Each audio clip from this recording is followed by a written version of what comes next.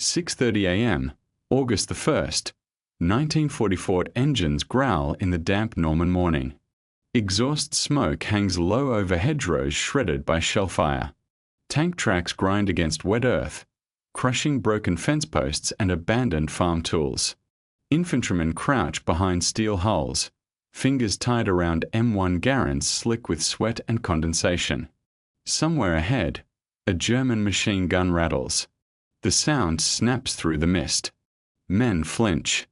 Then the American line moves, dust rises. Orders are shouted over the thunder of artillery. The breakout from Normandy has begun. By the end of July 1944, the United States Army had been fighting in France for nearly 2 months following the landings of Operation Overlord on June 6. What had been planned as a rapid exploitation inland became a brutal slog through the bocage, the dense, hedge-lined farmland of Normandy. The hedgerows, some centuries old, formed natural fortifications. German defenders from Army Group B, commanded by Field Marshal Gunther von Kluge after the wounding of Erwin Rommel, turned every sunken lane into a killing zone. American casualties mounted through June and July. The capture of Cherbourg secured a port, but progress inland remained slow. The British and Canadians were locked in attritional fighting around Caen. The U.S. First Army under General Omar Bradley prepared for something different, a concentrated blow designed to rupture the German line west of St. Lo. That blow came with Operation Cobra on July 25, 1944. After delays due to weather, more than 1,500 American heavy bombers struck a narrow corridor of German defenses. The bombing was devastating but not without tragedy. Short drops caused American casualties. Even so, the shock fractured German cohesion. Infantry divisions already stretched thin began to unravel under sustained assault by US 7 Corps. St. Lo fell. The front bent. Then it broke. American armored columns poured through the gap. Patton's newly activated Third Army surged south and west, exploiting speed as a weapon. Mechanized warfare, once constrained by hedgerows, suddenly found open country. The rhythm of the war changed. Instead of crawling field to field, units advanced miles in a day. Fuel became as important as bullets. Convoys stretched back to the beaches. The Red Ball Express, an immense, round-the-clock truck network operated largely by African American soldiers, hauled gasoline, ammunition, and rations forward over fragile French roads. Drivers pushed through exhaustion and Luftwaffe strafing runs. Without them, the advance would have stalled in days. Meanwhile, German command struggled to respond. Adolf Hitler ordered a counterattack at Mortain, Operation Luttich, intended to cut off the American spearhead and reach the coast. It failed. U.S. forces held firm, aided by air superiority that pounded exposed German armor. The attempted counterstroke only deepened the trap forming around German units. To the east, Allied forces closed in near Falaise. The encirclement, often called the Falaise Pocket, trapped tens of thousands of German troops. Many escaped, but at terrible cost in men and equipment. Burnt-out vehicles littered roads. Horses lay beside shattered wagons. The once formidable German 7th Army was crippled, and suddenly, the road to Paris lay open. Yet Paris was not simply a military objective. It was political, cultural, symbolic. Allied High Command initially debated bypassing it to maintain momentum toward Germany.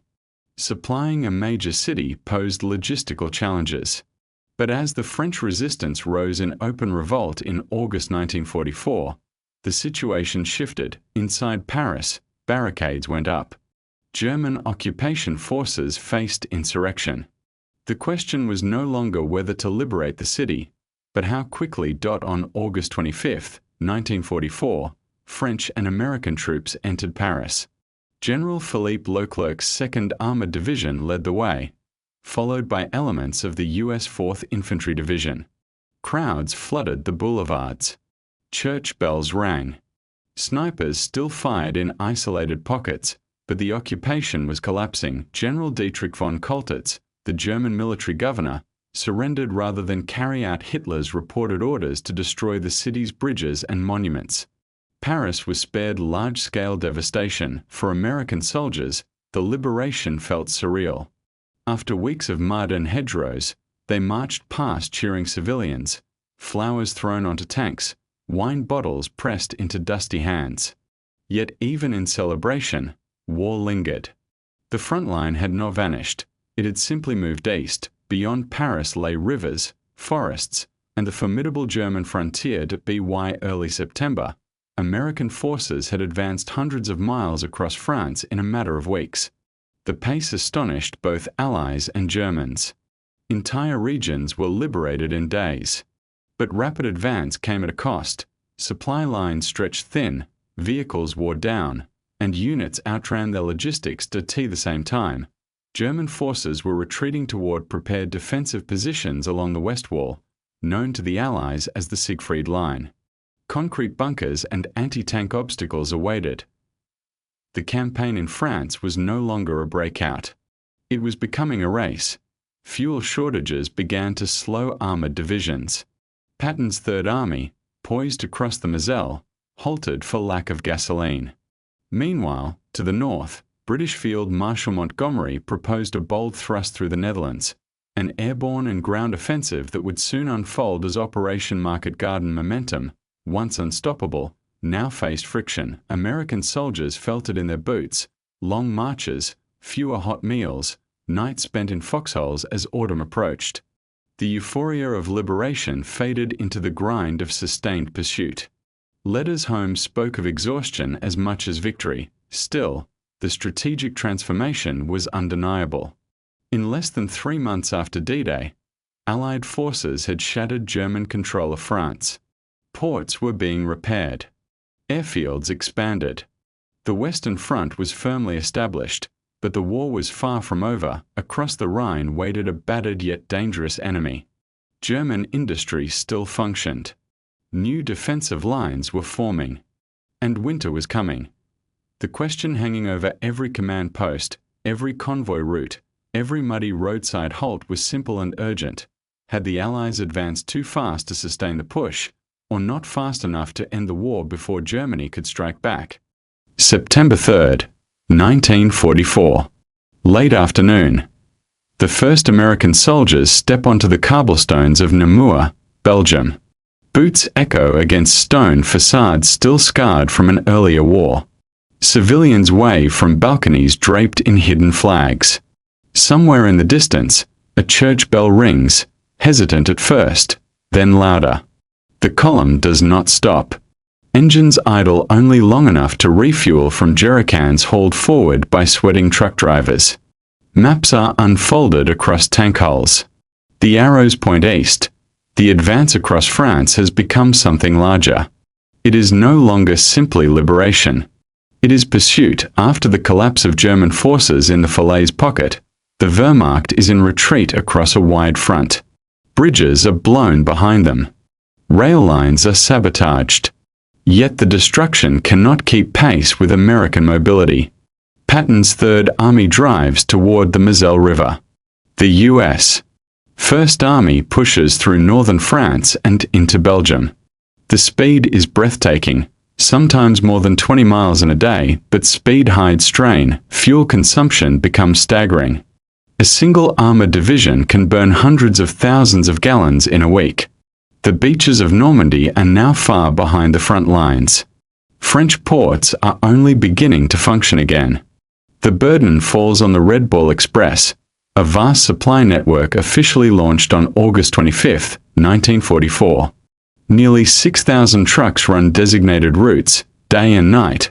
Headlights often blacked out to avoid enemy aircraft. Drivers sleep in their cabs. Tires shred on broken pavement. Engines overheat that if the trucks stop, the advance stops. Meanwhile, German forces retreat toward prepared positions along the West Wall. Known to the Allies as the Siegfried Line, it is not a single wall but a belt of bunkers, dragon's teeth anti-tank obstacles, and fortified villages stretching along Germany's western frontier. Many of its defenses have been neglected earlier in the war, but now they are being hastily reoccupied and reinforced.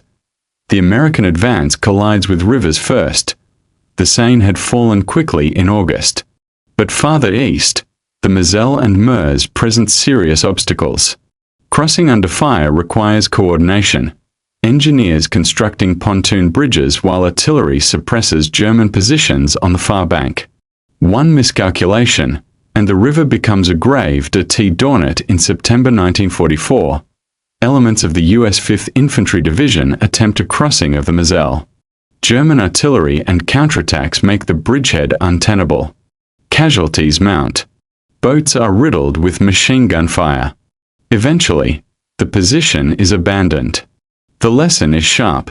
The enemy is disorganized, but not defeated. Patton shifts north and succeeds at Arneville days later, securing a crossing and opening the way toward Metz, a fortress city encircled by pre-World War I fortifications that German troops now defend with stubborn determination. The siege of Metz drags on for months, proving that not every objective can be taken in a lightning thrust north of Patton, the U.S. First Army pushes toward Aachen, the first major German city to face invasion. Fighting there in October becomes brutal house-to-house combat. Concrete buildings absorb artillery. Civilians shelter in basements.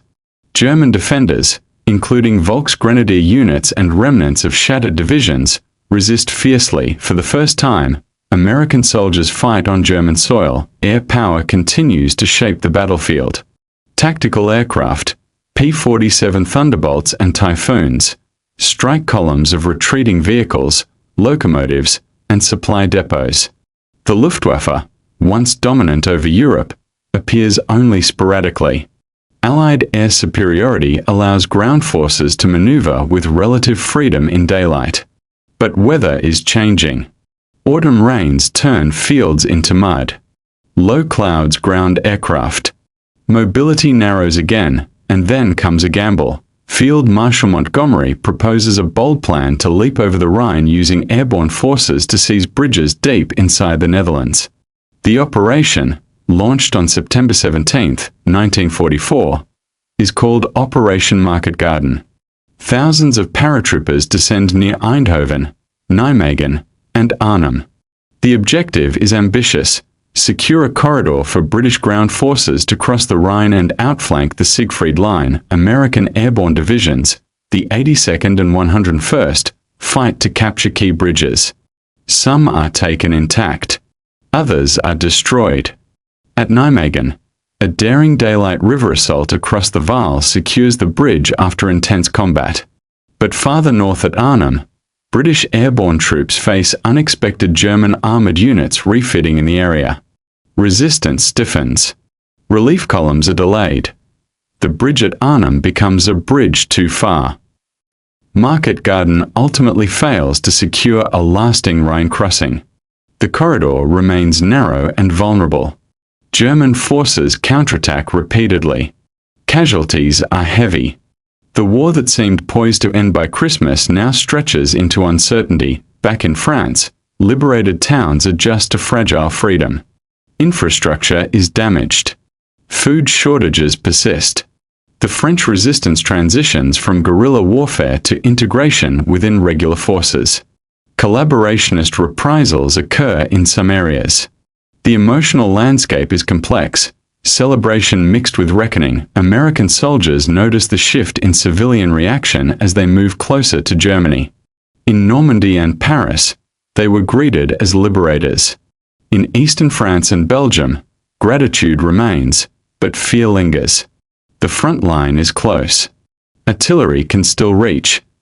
Logistical pressure forces strategic choices.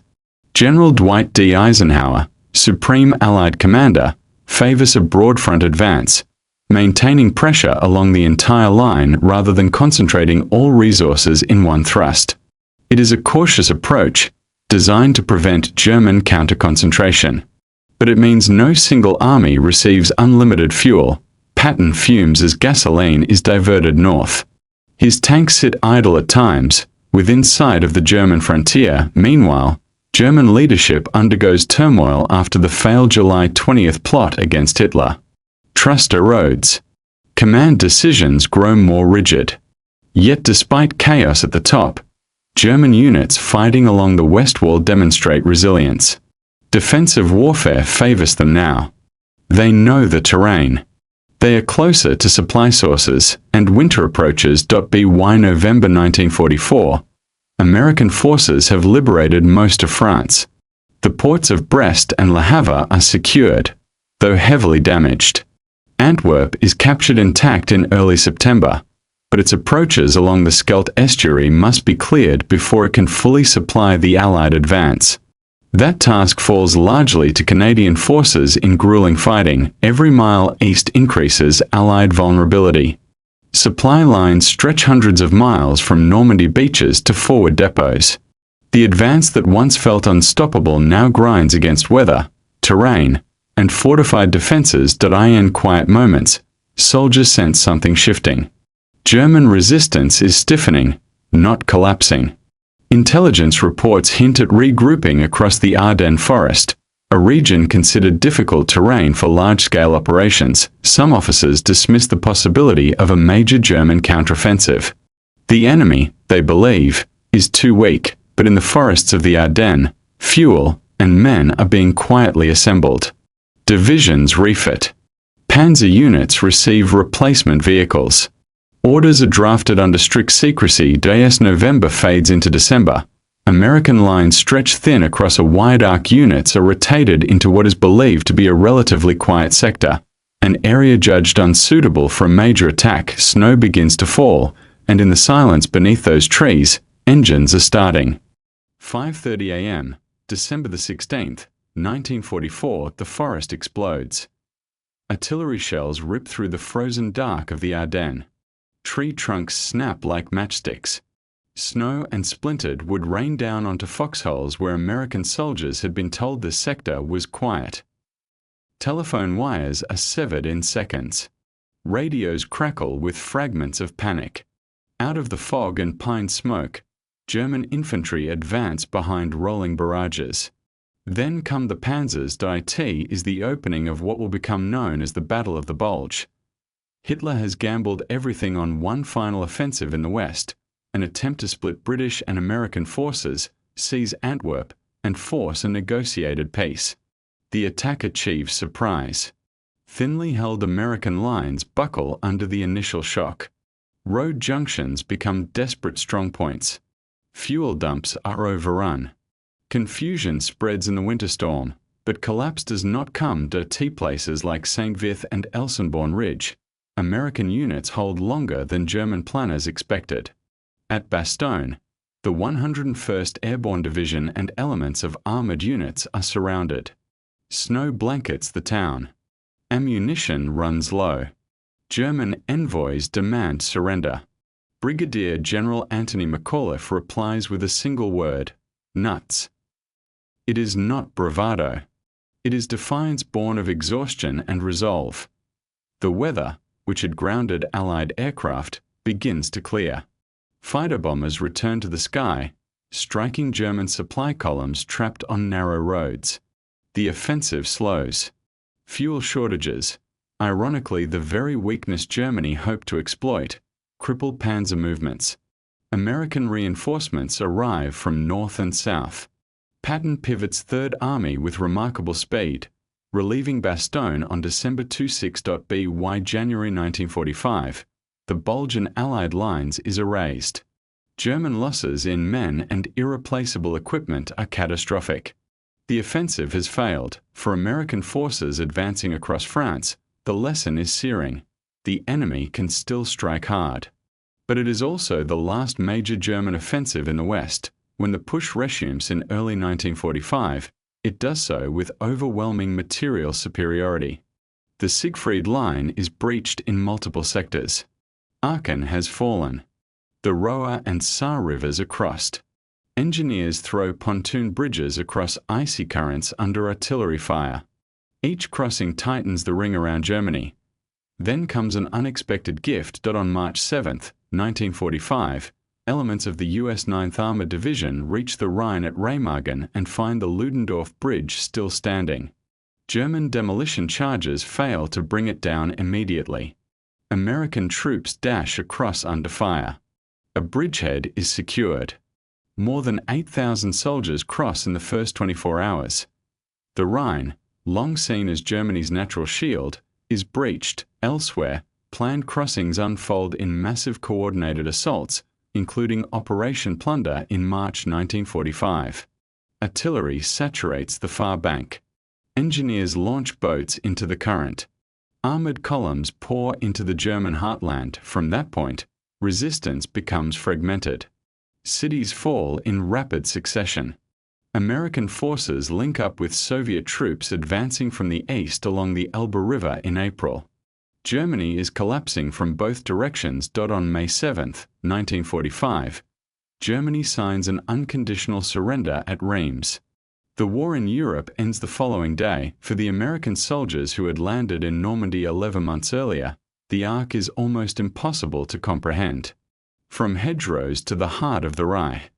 From fragile beachheads to shattered capitals, yet the advance across France in 1944 was more than a geographic movement.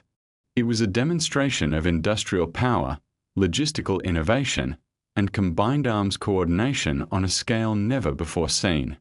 The Red Ball Express proved that supply lines could stretch across an entire nation. Air-ground cooperation refined tactics that would define modern warfare.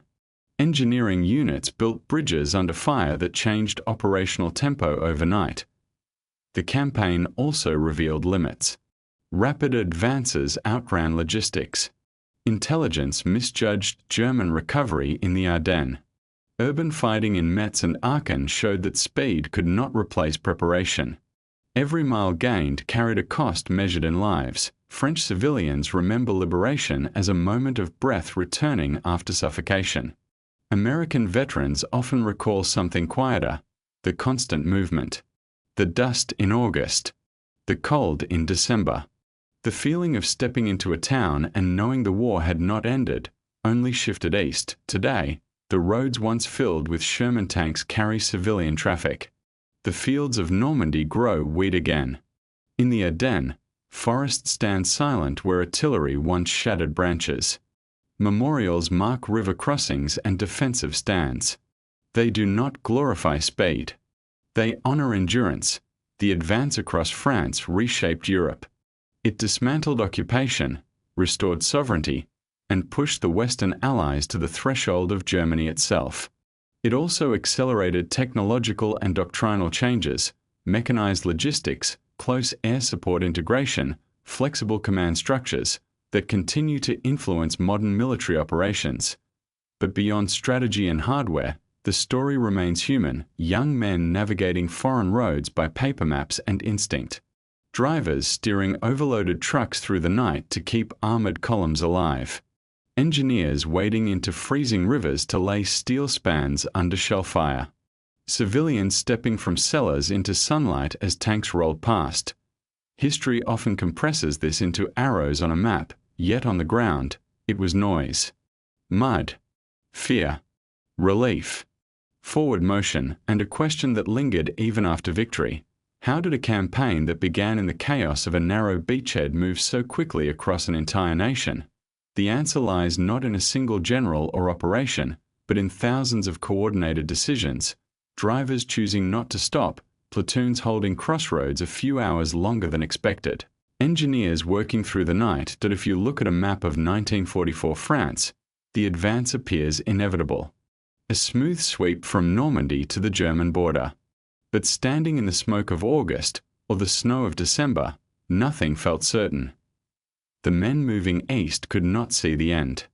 They could only see the next field, the next town, the next river, and step by step, engine by engine, bridge by bridge, they carried the war forward until there was no more ground left to take.